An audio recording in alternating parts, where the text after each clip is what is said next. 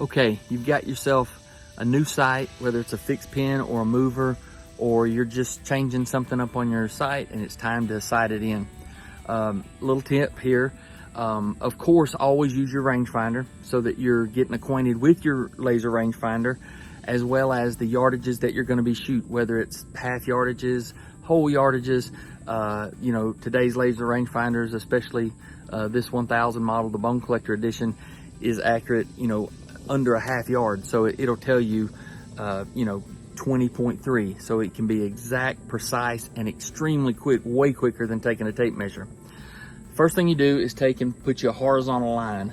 You can make a cross like this one here, but the biggest thing is the horizontal line, and make sure that you use a level to make sure that it's level so that it's not running diagonal across there. Of course, you're going to start shooting at 20 yards, but before you just start shooting and hitting it dead on, because of today's bows being so fast and so efficient, it's hard to determine between 12 yards and say 25 yards, because they're all going to hit real close because the bows are going so fast you can't really tell between there. So my hint, or what I like to do, is make sure that you're hitting high of that line at 20 yards, and that ensures you that you're coming from a, say, a 30 yard, and you're bringing it down to where you hit exactly, precisely on 20 yards, so that the second that the sight and the trajectory hits 20 yards, you can set your mark there. And what I mean by that is, like, if you was down here low, that could be 12 yards or that could be 18 yards. You don't really know, because it's real fast right then, so there's not a lot of difference in the yardage, whereas there is a difference from say, you know, 30 and 40 on up to 20. Make sure you hit high.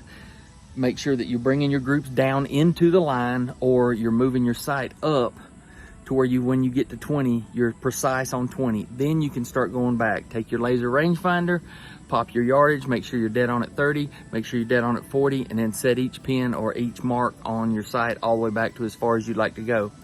Another great thing with the rangefinder is when you're practicing in a tree or elevated, shooting off a cliff, shooting from a, you know, a porch or anything like that, it has the arc range, the arc system in there, the angle range compensating. So it'll shave the yards for you to tell you how much to take off. So if it's a straight line sight of say 38, it'll tell you to shave 3 yards off of it and shoot it at 35, depending on the angle that it is. It knows all that. So the Bushnell Bone Collector 1000, we're real proud of it. It's new for this year.